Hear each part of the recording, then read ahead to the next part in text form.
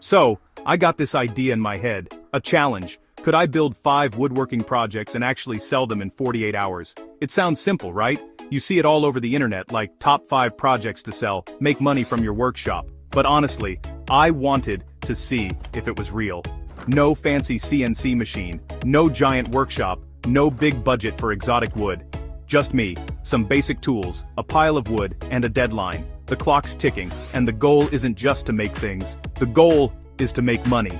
It's about turning sawdust and sweat into actual cash in my pocket. This isn't about just following some online listicle and hoping for the best. This is a real-world test. I'm putting my time, my materials, and yeah, my ego on the line to see what happens when you try to go from raw lumber to a sold item in just 2 days. It's easy to build something you think is cool, but it's a whole other game to build something that someone else is willing to pay for. I'm picking 5 different projects ranging from super simple to a little more involved to see what actually connects with a buyer. The big question driving this whole thing is, can a regular person with a basic setup really sell woodworking projects easily? Is it a viable side hustle or just a fun way to fill your garage with stuff that never leaves? We're gonna find out. The timer starts now. I've got 5 projects to build, photograph, list, and sell. Let's see if this whole sell your woodworking thing is hype or if there's some real truth to it. Let's get to work. First up, I needed something fast. Something I could knock out in under an hour, get it listed, and hopefully get the ball rolling. The phone stand. It doesn't get much simpler than this. I grabbed a nice-looking piece of scrap walnut, something with a bit of character. The design is dead simple. Just a block of wood with a couple of angled cuts, one cut for the groove where the phone sits, and another on the bottom to give it a slight backward lean. It's all about the angles. Too steep, and the phone falls out. Too shallow and you can't see the screen. I ran it through the table saw to get the main slot, then switched to the miter saw for that little angle on the base. The key with something this simple is the finish. You can't hide behind complex joinery or fancy designs. Every surface has to be perfect. So I spent more time sanding this little block of wood than I did cutting it. Started with 120 grit to get rid of the saw marks, then worked my way up to 220. You want it to feel smooth, almost like a worry stone in your hand. Something people want to pick up. After sanding, it was time for the finish. I didn't want anything too glossy or plastic looking. A simple coat of mineral oil was all it needed. You just wipe it on, and the grain of the walnut just explodes. It goes from this dull, dusty brown to a deep, rich chocolate color. It's one of the most satisfying parts of the process. While the oil was soaking in, I snapped a few pictures, put my own phone in it, set it on a desk, showed how it works. I listed it for $10. It's not a lot, but the goal here was speed. And you know what? It worked. Before I had even finished sanding the second project, I got a notification. Sold. Just like that. It was the first thing I listed and the first thing to go. It wasn't a huge profit, but it was a win. It proved the concept. Simple, useful, and cheap can be a powerful combination. It was a huge morale boost. 1 down, 4 to go, and I was already in the black. It's amazing what a small, quick victory can do for your momentum. Feeling good after the quick sale of the phone stand, I decided to move on to something a little more substantial. Project number 2. A small wall shelf. I pictured it holding a plant, a few books, maybe some knickknacks. It felt like a real product. I used some pine I had lying around, keeping the budget low. The design was a simple hexagon, but I wanted the joinery to be clean, so I spent a good amount of time dialing in the miter cuts on my saw. Getting those 6 angles to meet up perfectly is always a bit of a dance. Once the pieces were cut, it was glue-up time. I used a strap clamp to pull all the joints together, making sure everything was tight and square, or, well, hexagonally square. You get it. While the glue was drying, I started thinking about the finish. I wanted to give it a bit of a rustic farmhouse vibe, so I decided on a dark walnut stain. The stain really brought out the grain in the pine, but it also highlights any imperfections, so I had to be careful with my sanding and application. It took way more effort than the phone stand. After the stain dried, I gave it a couple of coats of a matte polyurethane to protect it. It looked good. I was proud of it. It felt like something you'd see in a home decor store. I staged it for the photos, put a little succulent on it, hung it on a wall. It looked the part.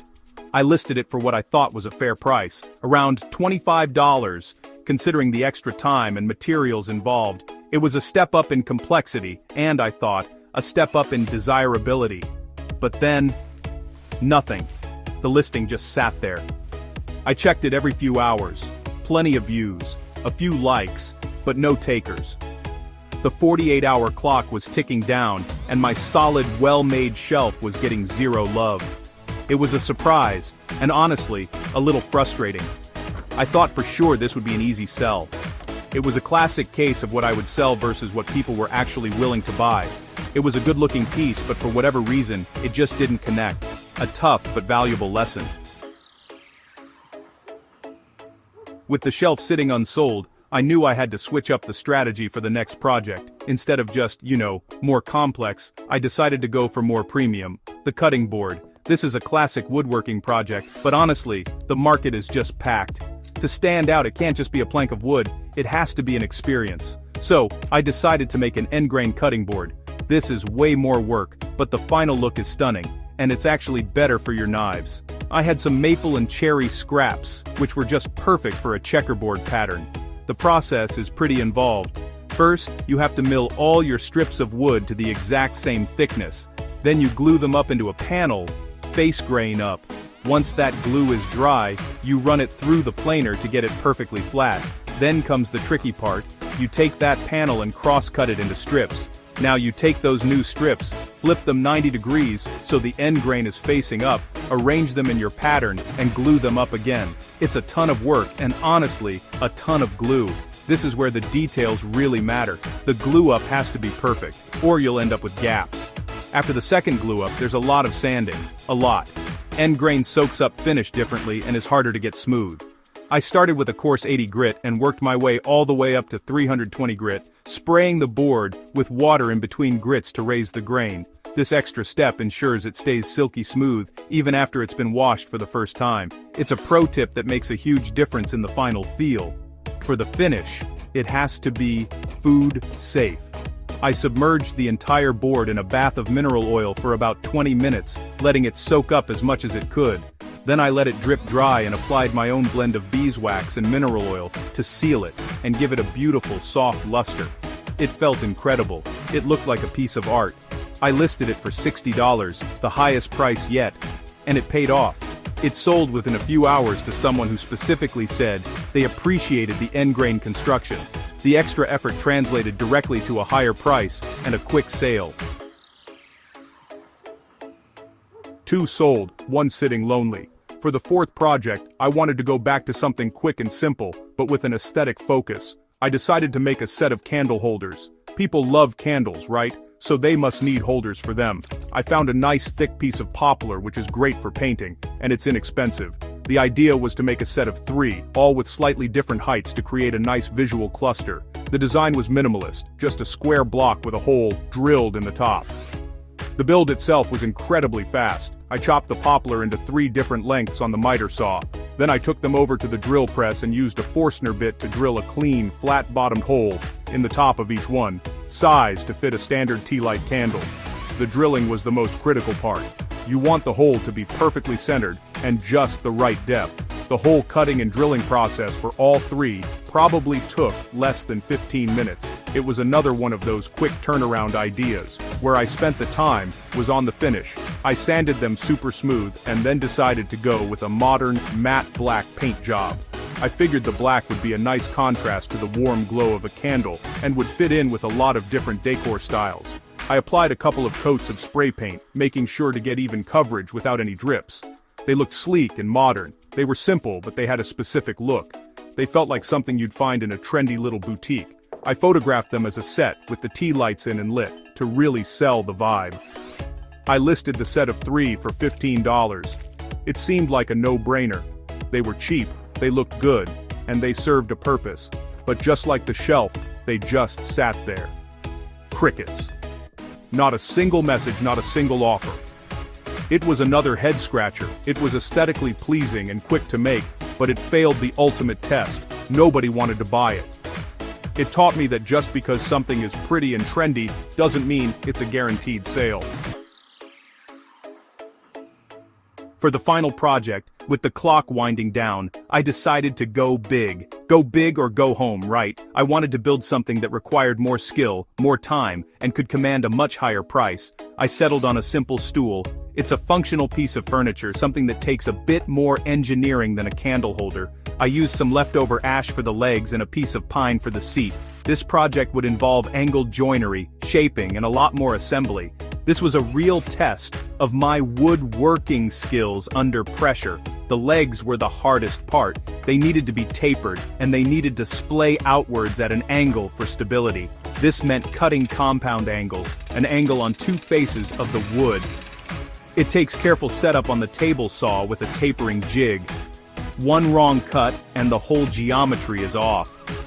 The legs are joined to the apron pieces using pocket holes, which is a strong and fast way to do it, but you still have to be precise. Getting the frame square and sturdy was my top priority. Once the base was assembled, I worked on the seat. I didn't want just a square plank. I used a jigsaw to cut a more organic, rounded shape, and then spent a lot of time with a sander and a rasp to soften all the edges and even create a subtle contour for comfort.